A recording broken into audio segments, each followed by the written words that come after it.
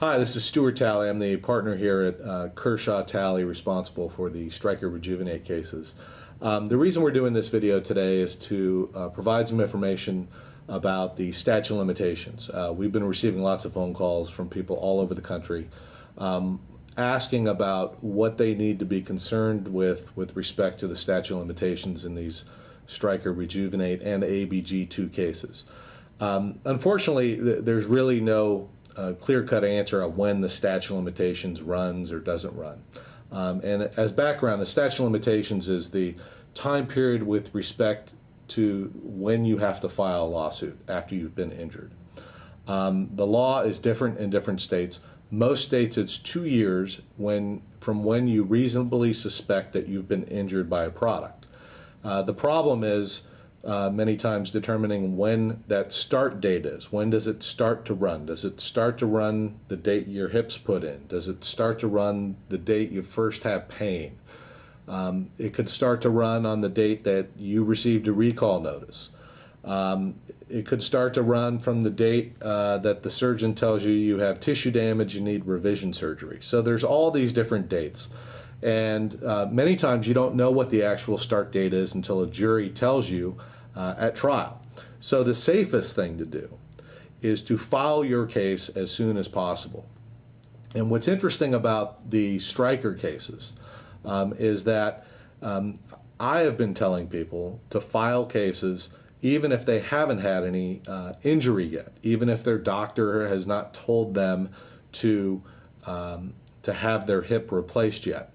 And the reason for that is there is an argument that Stryker can make that once you find out about the recall, you are on notice that your hip may be hurting you, and the statute of limitations starts to run from that date. So when is that date? And it's difficult to answer that because it's different for different people. What I can tell you is that Stryker initially recalled the hip in the summer of 2012. So the summer of 2014 is when you would need to file. However, the way they recalled it was unique. They basically told all the surgeons to stop using the hip and told them that if somebody comes to their office reporting pain symptoms, they should perform some tests. So actual patients weren't notified of the recall. That didn't happen until the spring of 2013. At that point, most surgeons were sending out letters to patients telling them they had a recalled hip and they needed to come in and get some tests performed.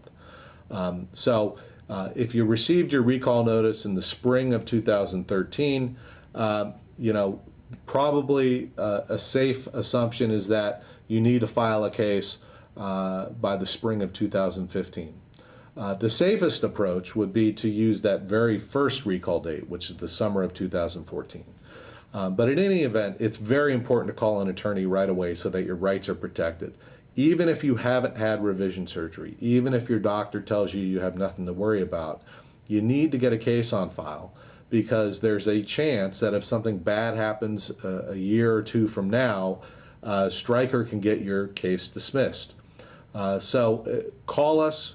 You could reach us at the phone number on the screen. You could also visit our website and fill out our online form, and we will be happy to help you, and we will make sure that you're fully protected.